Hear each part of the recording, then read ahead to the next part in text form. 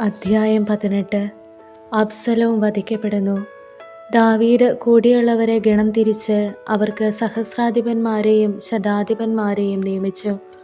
അവരെ മൂന്നായി തിരിച്ച് യോവാബിൻ്റെയും അവൻ്റെ സഹോദരനും സെരൂയയുടെ പുത്രനുമായ അബിഷായിയുടെയും ഹിത്യനായ ഇത്തായിയുടെയും നേതൃത്വത്തിൽ അയച്ചു. ഞാനും നിങ്ങളോടുകൂടെ വരും എന്ന് രാജാവ് അനുചരന്മാരോട് പറഞ്ഞു. അവർ പറഞ്ഞു, അങ്ങ് ഞങ്ങളോടുകൂടെ വരരുത്. ഞങ്ങൾ തോറ്റോടിയാൽ ശത്രുക്കൾ അത് ഗണ്യമാക്കുകയില്ല. ഞങ്ങളിൽ പകുതി പേർ മരിച്ചാലും അവർ കാര്യമാക്കുകയില്ല. അങ്ങ് ഞങ്ങളിൽ 10,000 പേർക്ക് തുല്യനത്രേ.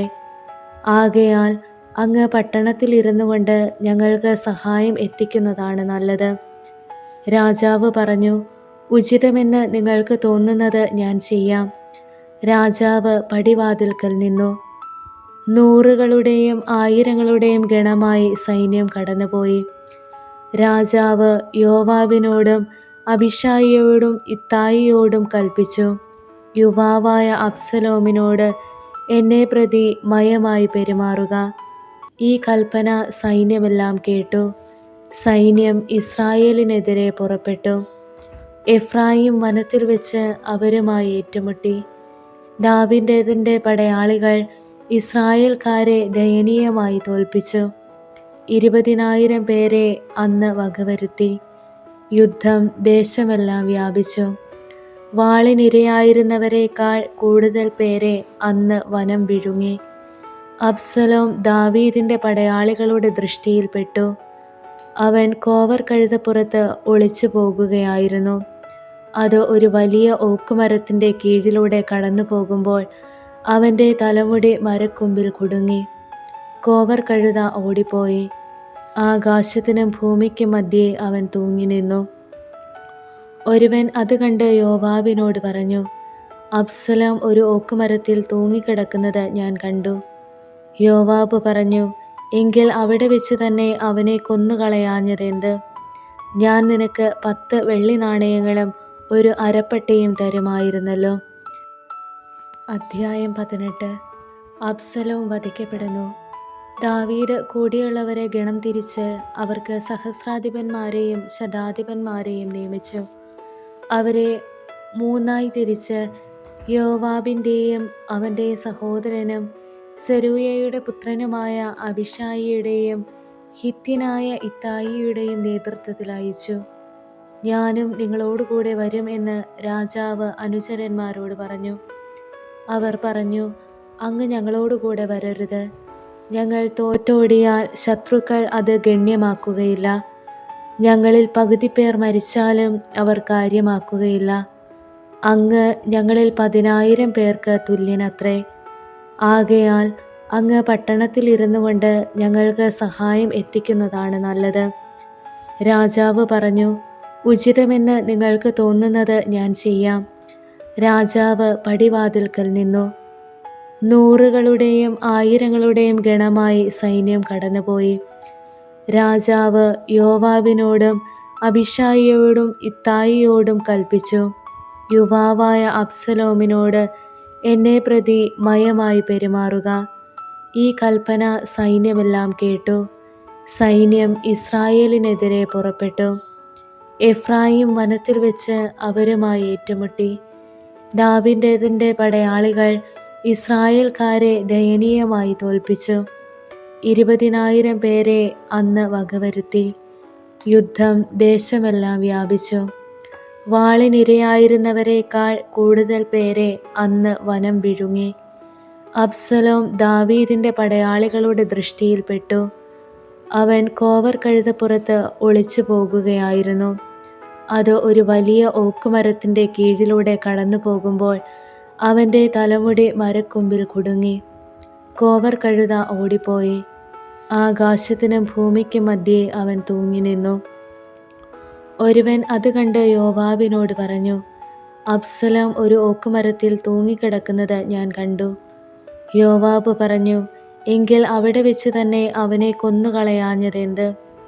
ഞാൻ നിനക്ക് 10 വെള്ളി നാണയങ്ങളും ഒരു അരപ്പട്ടയും തരുമായിരുന്നല്ലോ.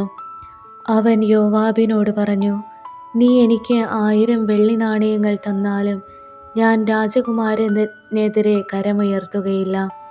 യുവാവായ അബ്സലോമിനെ എന്നെ പ്രതി സംരക്ഷിക്കുക എന്ന് രാജാവ് നിന്നോടും അബിഷായിയോടും ഇത്തായിയോടും കൽപ്പിക്കുന്നത് ഞങ്ങളെല്ലാം കേട്ടതാണ്. മറിച്ച് അവനെതിരെ വഞ്ചന കാട്ടിയിരുന്നെങ്കിൽ രാജാവ് അതറിയുകയും നീ കൈയൊഴിയുകയും ചെയ്യുമായിരുന്നു.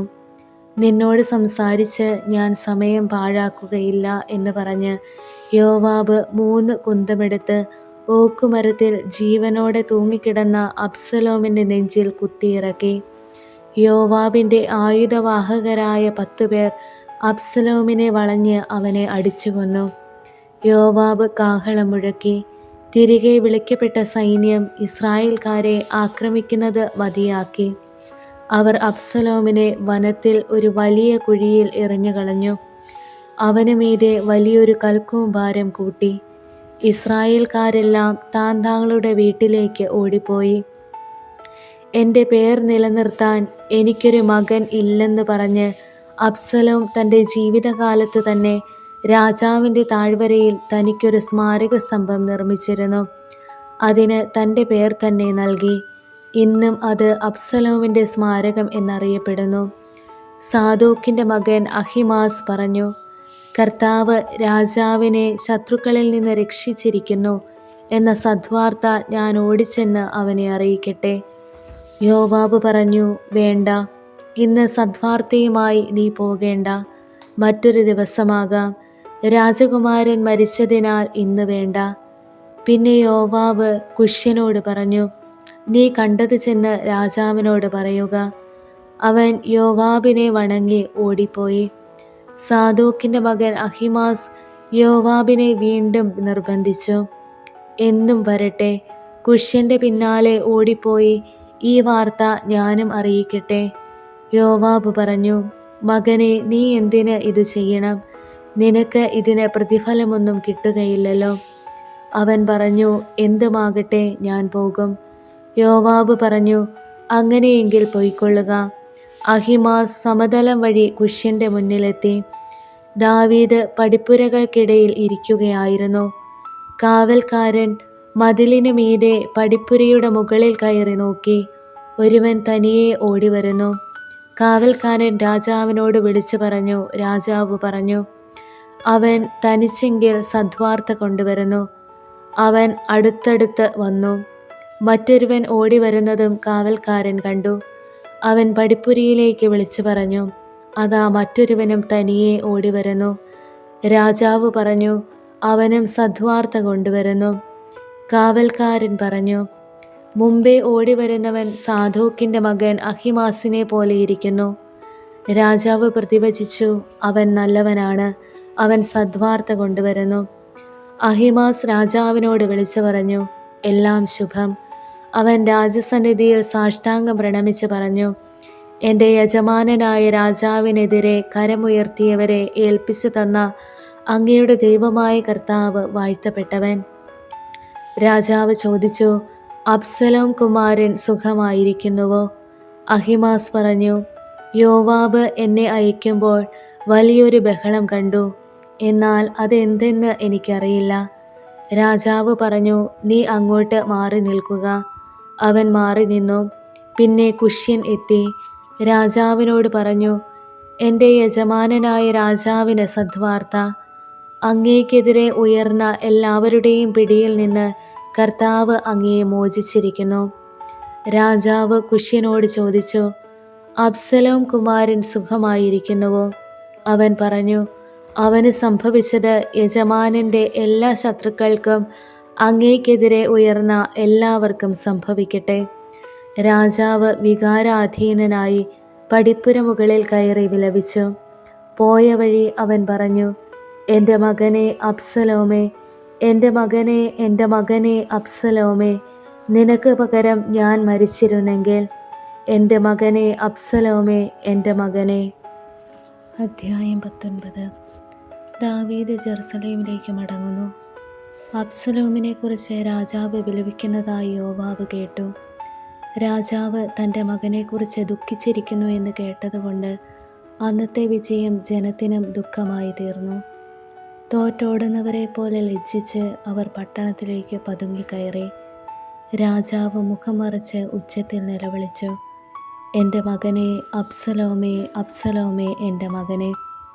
അപ്പോൾ യോവാബ് കൊട്ടാരത്തിൽ രാജാവിൻ്റെ അടുക്കൽ ചെന്ന് പറഞ്ഞു, അങ്ങയുടെയും അങ്ങയുടെ പുത്രീപുത്രന്മാരുടെയും ഭാര്യമാരുടെയും ഉപനാരികളുടെയും ജീവൻ രക്ഷിച്ച അങ്ങയുടെ സകല ഭൃത്യന്മാരെയും അങ്ങ് ഇന്ന് ലജ്ജിപ്പിച്ചിരിക്കുന്നു. അങ്ങയെ ദ്വേഷിക്കുന്നവരെ അങ്ങ് സ്നേഹിക്കുകയും സ്നേഹിക്കുന്നവരെ ദ്വേഷിക്കുകയും ചെയ്യുന്നു. അങ്ങയുടെ പടത്തലവന്മാരും സൈനികരും അങ്ങേക്ക് ഒന്നുമല്ലെന്ന് അങ്ങ് ഇന്ന് തെളിയിച്ചിരിക്കുന്നു. അബ്സലോം ജീവിച്ചിരിക്കുകയും ഞങ്ങളെല്ലാവരും മരിക്കുകയും ചെയ്തിരുന്നെങ്കിൽ അങ്ങേക്ക് സന്തോഷമാകുമായിരുന്നുവെന്ന് ഇന്ന് ഞാൻ മനസ്സിലാക്കുന്നു. അതുകൊണ്ട് എഴുന്നേറ്റ് അങ്ങയുടെ ഭൃത്യന്മാരോട് ദയവായി സംസാരിക്കുക. അങ്ങ് ഇത് ചെയ്യുന്നില്ലെങ്കിൽ അവരിൽ ഒരുവൻ പോലും നാളെ പ്രഭാതമാകുമ്പോൾ അങ്ങയോടൊപ്പം ഉണ്ടാവില്ലെന്ന് കർത്താവിൻ്റെ നാമത്തിൽ ഞാൻ സത്യം ചെയ്യുന്നു. അത് അങ്ങയുടെ യൗവനം മുതൽ ഇന്ന് വരെ അങ്ങേക്ക് സംഭവിച്ചിട്ടുള്ള എല്ലാ തിന്മകളെയും കാൾ ഭയങ്കരമായിരിക്കും. രാജാവ് എഴുന്നേറ്റ് നഗരവാതിൽക്കൽ ഉപവിഷ്ടനായി. അതുകേട്ട് ജനം അവൻ്റെ അടുക്കൽ കൂടി. അതിനിടെ ഇസ്രായേലിയർ ഭവനങ്ങളിലേക്ക് ഓടിപ്പോയിരുന്നു. ഇസ്രായേൽ ഗോത്രങ്ങളിലെ ജനങ്ങൾ പരസ്പരം പറഞ്ഞു, രാജാവ് നമ്മെ ശത്രുക്കളിൽ നിന്നും ഫിലിസ്ത്യരിൽ നിന്നും രക്ഷിച്ചു. ഇപ്പോഴോ അബ്സലോം നിമിത്തം അവൻ നാടുവിട്ട് ഓടിപ്പോയിരിക്കുന്നു. അബ്സലോമിനെ നാം രാജാവായി അഭിഷേകം ചെയ്തു, എന്നാൽ അവൻ യുദ്ധത്തിൽ കൊല്ലപ്പെട്ടിരിക്കുന്നു. ആകയാൽ ദാവീദ് രാജാവിനെ തിരികെ കൊണ്ടുവരാൻ ആരും ശ്രമിക്കാത്തതെന്ത്? ദാവീദ് രാജാവ് പുരോഹിതന്മാരായ സാദോക്കിനും അബിയാതറിനും ഈ സന്ദേശം കൊടുത്തയച്ചു. യൂദാ ശ്രേഷ്ഠന്മാരോട് പറയുവൻ, ഇസ്രായേലിൻ്റെ മുഴുവൻ അഭിപ്രായം രാജസന്നിധിയിലെത്തിയിരിക്കെ രാജാവിനെ തിരികെ കൊണ്ടുപോകുന്നതിൽ അമാന്തിക്കുന്നതെന്ത്? എൻ്റെ ചാർച്ചക്കാരല്ലയോ നിങ്ങൾ? എൻ്റെ അസ്ഥിയിൽ നിന്നും മാംസത്തിൽ നിന്നുമുള്ളവർ. എന്നെ തിരികെ കൊണ്ടുപോകാൻ അവസാനം വരുന്നവർ നിങ്ങളായിരിക്കണമോ? അമാസയോട് പറയുവൻ, നീ എൻ്റെ അസ്ഥിയും മാംസവുമല്ലയോ? യോവാബിൻ്റെ സ്ഥാനത്ത് ഞാൻ നിന്നെ സൈന്യത്തിൻ്റെ അധിപതിയാക്കുന്നില്ലെങ്കിൽ ദൈവം എന്നെ ശിക്ഷിച്ചു കൊള്ളട്ടെ. ദാവീദിൻ്റെ വാക്കുകൾ യൂദായിൽ സകലരുടെയും ഹൃദയം കവർന്നു. അങ്ങ് സേവകന്മാരോടുകൂടെ മടങ്ങി വരിക എന്ന് അവർ അവന് സന്ദേശമയച്ചു. രാജാവ് യോർദാനിലേക്ക് മടങ്ങി വന്നു. അവനെ എതിരേറ്റ് നദി കടത്തിക്കൊണ്ടുവരാൻ യൂദായിലെ ജനങ്ങൾ ഗിൽഗാലിൽ എത്തി. അവരോടൊപ്പം ബെഹൂറൂമിൽ നിന്നുള്ള ബെഞ്ചമിൻ വംശജനായ ഗേരയുടെ മകൻ ഷിമെയി ദാവീദിനെ എതിരേൽക്കാൻ ബന്ധപ്പെട്ട് ചെന്നു. ബെഞ്ചമിൻ ഗോത്രക്കാരായ 1000 പേരും അവനോടുകൂടെ ഉണ്ടായിരുന്നു. സാവോളിൻ്റെ വീട്ടുകാര്യസ്ഥനായ സീവയും 15 പുത്രന്മാരോടും 20 ഭൃത്യന്മാരോടും കൂടെ ജോർദാനിൽ രാജസന്നിധിയിലെത്തി. രാജകുടുംബത്തെ ഇക്കരെ കടത്താനും അവൻ്റെ ഇഷ്ടം ചെയ്യാനും അവർ നദി കടന്നു ചെന്നു. രാജാവ് നദി കടക്കാൻ തുടങ്ങവേ ഗേരയുടെ മകൻ ഷിമെയി അവൻ്റെ മുൻപിൽ താണു വീണു. അവൻ രാജാവിനോട് പറഞ്ഞു, യജമാനനെ, അങ്ങ് ജെറുസലേം വിട്ടുപോയ ദിവസം അടിയൻ ചെയ്ത കുറ്റം അങ്ങ് ക്ഷമിക്കുകയും മറക്കുകയും ചെയ്യണമേ. അത് അങ്ങ് ഓർക്കരുതേ. അടിയന് തെറ്റുപറ്റിയെന്ന് അറിയുന്നു. അതുകൊണ്ട് യജമാനനെ എതിരേൽക്കാൻ അടിയൻ ഇതാ ജോസഫിൻ്റെ ഭവനത്തിൽ നിന്ന് എല്ലാവരിലും മുൻപേ വന്നിരിക്കുന്നു. സെരൂയയുടെ മകൻ അബിഷായി പറഞ്ഞു, കർത്താവിൻ്റെ അഭിഷിക്തനെ ശപിച്ചതുകൊണ്ട് ഷിമെയിയെ വധിക്കേണ്ടതല്ലേ? ദാവീദ് പറഞ്ഞു, സെരൂയയുടെ പുത്രന്മാരെ, നിങ്ങൾക്കെന്ത് കാര്യം? നിങ്ങളെനിക്ക് ശല്യമുണ്ടാക്കാൻ നോക്കുന്നുവോ? ഇസ്രായേലിൽ ആരെയെങ്കിലും ഇന്ന് വധിക്കുകയോ? ഞാനിന്ന് ഇസ്രായേലിൻ്റെ രാജാവാണ്. നീ മരിക്കുകയില്ല എന്ന് രാജാവ് ഷിമെയിക്ക് വാക്കുകൊടുത്തു. സാവോളിൻ്റെ പുത്രൻ മെഹിബോഷത്ത് രാജാവിനെ എതിരേൽക്കാൻ വന്നു. രാജാവ് ജെറുസലേം വിട്ടുപോയി. തിരികെ സുരക്ഷിതനായി വരുന്നതുവരെ അവൻ പാദം കഴുകുകയോ താടി ഒതുക്കുകയോ വസ്ത്രം അലക്കുകയോ ചെയ്തിട്ടില്ലായിരുന്നു. രാജാവിനെ എതിരേൽക്കാൻ ജെറുസലേമിൽ നിന്ന് അവൻ എത്തിയപ്പോൾ രാജാവ് ചോദിച്ചു, മെഹിബോശേത്ത്, നീ എന്നോടൊപ്പം പോരാഞ്ഞതെന്ത്? ദാവീദ് പറഞ്ഞു, സെരൂയയുടെ പുത്രന്മാരെ, നിങ്ങൾക്കെന്ത് കാര്യം? നിങ്ങൾ എനിക്ക് ശല്യമുണ്ടാക്കാൻ നോക്കുന്നുവോ? ഇസ്രായേലിൽ ആരെയെങ്കിലും ഇന്ന് വധിക്കുകയോ? ഞാനിന്ന് ഇസ്രായേലിൻ്റെ രാജാവാണ്. നീ മരിക്കുകയില്ല എന്ന് രാജാവ് ശിമെയിക്ക് വാക്കുകൊടുത്തു. സാവൂളിൻ്റെ പുത്രൻ മെഹിബോശത്ത് രാജാവിനെ എതിരേൽക്കാൻ വന്നു. രാജാവ് ജെറുസലേം വിട്ടുപോയി. തിരികെ സുരക്ഷിതനായി വരുന്നതുവരെ അവൻ പാദം കഴുകുകയോ താടി ഒതുക്കുകയോ വസ്ത്രം അലക്കുകയോ ചെയ്തിട്ടില്ലായിരുന്നു. രാജാവിനെ എതിരേൽക്കാൻ ജെറുസലേമിൽ നിന്ന് അവൻ എത്തിയപ്പോൾ രാജാവ് ചോദിച്ചു, മെഹിബോശേത്ത്, നീ എന്നോടൊപ്പം പോരാഞ്ഞതെന്ത്? അവൻ പറഞ്ഞു, യജമാനനെ, അടിയൻ മുടന്തനെന്ന് അങ്ങ് അറിയുന്നുവല്ലോ. അങ്ങയോടൊപ്പം പോരേണ്ടതിന് കഴുതയ്ക്ക് ജീനിയിടാൻ അടിയൻ ഭൃത്യനോട് പറഞ്ഞു. എന്നാൽ അവൻ ചതിച്ചു. അവൻ യജമാനനോട് അടിയനെപ്പറ്റി നുണയും പറഞ്ഞു പിടിപ്പിച്ചു. എന്നാൽ അങ്ങ് അടിയന് ദേവദൂതനെ പോലെയാണ്. അതുകൊണ്ട് ഇഷ്ടം പോലെ ചെയ്തു കൊള്ളുക. അങ്ങയുടെ മുൻപിൽ അടിയൻ്റെ പിതൃഭവനം മുഴുവൻ മരണയോഗ്യർ ആയിരുന്നു. എന്നാൽ അങ്ങയുടെ മേശയിൽ ഭക്ഷിക്കാൻ അടിയന് അവകാശം തന്നു. അങ്ങയോട് അപേക്ഷിക്കാൻ അടിയന് മറ്റെന്താണുള്ളത്? രാജാവ് അവനോട് പറഞ്ഞു, നീ ഇനി ഒന്നും പറയണമെന്നില്ല. ഞാൻ തീരുമാനിച്ചു കഴിഞ്ഞു. നീയും സീബയും വസ്ത്രം പങ്കിടുക. മെഹിബോശത്ത് രാജാവിനോട് പറഞ്ഞു, അത് മുഴുവൻ അവൻ എടുത്തുകൊള്ളട്ടെ. അങ്ങ് സുരക്ഷിതനായി കൊട്ടാരത്തിൽ മടങ്ങിയെത്തിയല്ലോ, എനിക്കത് മതി. രാജാവിനെ ജോർദാൻ കടത്തിവിടാൻ ഗിലെയാദുകാരനായ ബർസില്ലായിലെ റോഗേലീമിൽ നിന്ന് വന്നു. അവൻ 80 വയസ്സുള്ള പടുവൃദ്ധനായിരുന്നു. വളരെ ധനികനായിരുന്ന അവനാണ് രാജാവിന് മഹനീയമിൽ വെച്ച് ഭക്ഷണം നൽകിയിരുന്നത്. രാജാവ് അവനോട് പറഞ്ഞു, എന്നോടുകൂടെ ജെറുസലേമിലേക്ക് വരിക, ഞാൻ നിന്നെ സംരക്ഷിച്ചു കൊള്ളാം. ബർസില്ലായേൽ രാജാവിനോട് പറഞ്ഞു, ഞാനിനി എത്ര നാൾ ജീവിച്ചിരിക്കും? പിന്നെ ഞാൻ രാജാവിനോട് കൂടെ ജെറുസലേമിലേക്ക് പോരുന്നതെന്തിന്? എനിക്ക് വയസ്സ് 80 നല്ലതും ചീത്തയും തിരിച്ചറിയാൻ കഴിവില്ല. ഭക്ഷണപാനീയങ്ങളുടെ സ്വാദും അറിഞ്ഞുകൂടാ. ആണിൻ്റെ ആയാലും പെണ്ണിൻ്റെ ആയാലും പാട്ട് കേട്ട് ആസ്വദിക്കാനും കഴിവില്ല. ഞാൻ തിരുമേനിക്ക് ഭാരമായിരിക്കും. ഇത്ര വലിയ പ്രതിഫലം അടിയൻ അർഹിക്കുന്നില്ല. അതുകൊണ്ട് ജോർദാൻ ഇക്കരെ കുറേ ദൂരം മാത്രം ഞാൻ കൂടെ പോരാം. പിന്നെ മടങ്ങിപ്പോരാൻ അങ്ങ് എന്നെ അനുവദിക്കണം. എൻ്റെ സ്വന്തം പട്ടണത്തിൽ മാതാപിതാക്കളുടെ കല്ലറയ്ക്കരികിൽ ഞാൻ വിശ്രമിച്ചു കൊള്ളട്ടെ. എന്നാൽ ഇതാ എൻ്റെ മകൻ കിംഹാം, അവൻ അങ്ങയെ സേവിക്കും. അവൻ തിരുമേനിയോടുകൂടെ പോരട്ടെ. അങ്ങേക്ക് ഇഷ്ടമുള്ളത് അവന് ചെയ്തു കൊടുത്താലും.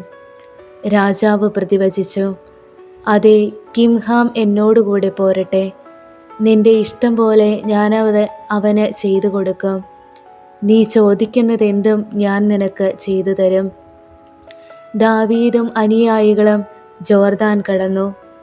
രാജാവ് ബർസില്ലായിയെ ചുംബിച്ച് അനുഗ്രഹിച്ചു. അവൻ സ്വഭവനത്തിലേക്ക് മടങ്ങി. രാജാവ് ഗിൽഗാലിലേക്ക് പോയി. കിംഹാമും അവനോടൊപ്പമുണ്ടായിരുന്നു. യൂദായിലെ ജനവും ഇസ്രായേലിയരിൽ പകുതിയും അകമ്പടി സേവിച്ചു.